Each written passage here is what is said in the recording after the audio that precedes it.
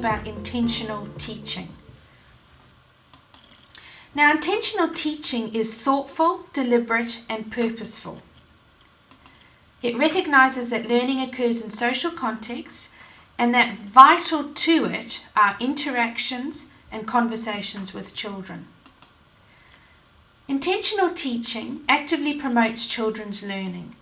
And one of the things that you will do is you will provide challenging experiences if you are teaching intentionally.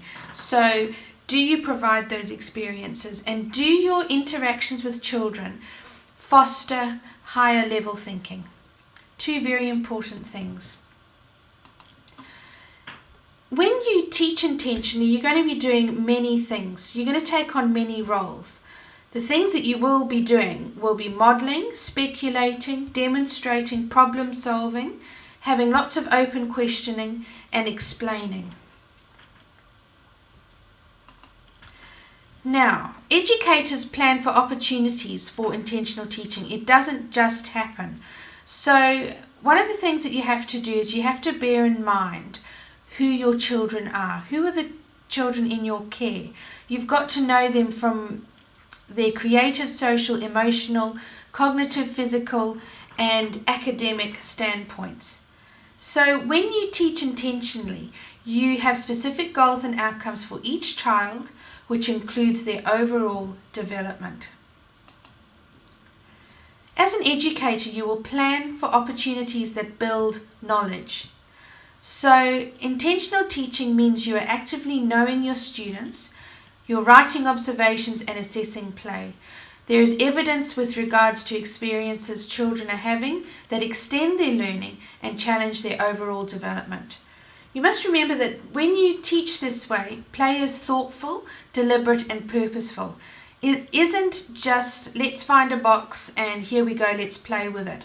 But your play and everything that you do from a standpoint of experiences for the children are thoughtful. So experiences develop and build knowledge. Now, every group of children that you teach will be different. So those experiences will be different. And importantly, one will work with families in relation to each of the students' learning when you are teaching intentionally. So, educators who teach intentionally will monitor and document children's learning. So, for example, you become quite skilled, or you need to become very skilled in observing children.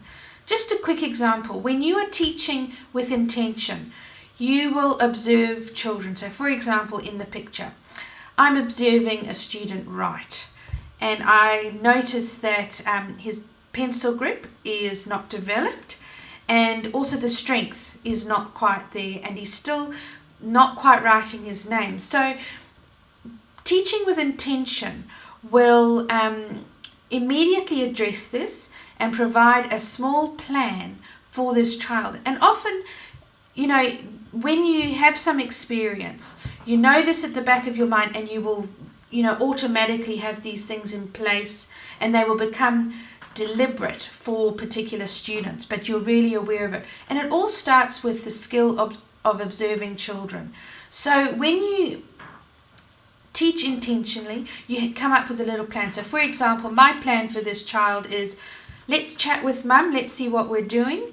Let's introduce some sensory activities to develop a good pincer grip, and let's develop some strength, maybe with some ball play, fine motor skills, threading, all of those types of things.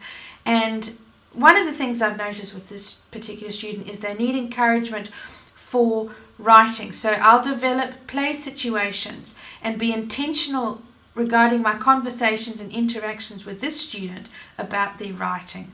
So these things do happen naturally, but they are things as teachers that we have to be aware of to develop.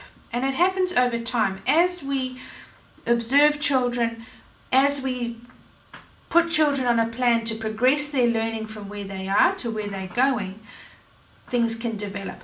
So through careful observations, you will assess children from where they currently are, and you'll have strategies in place that intentionally help them in their overall development for the individual, but also for the group as a whole.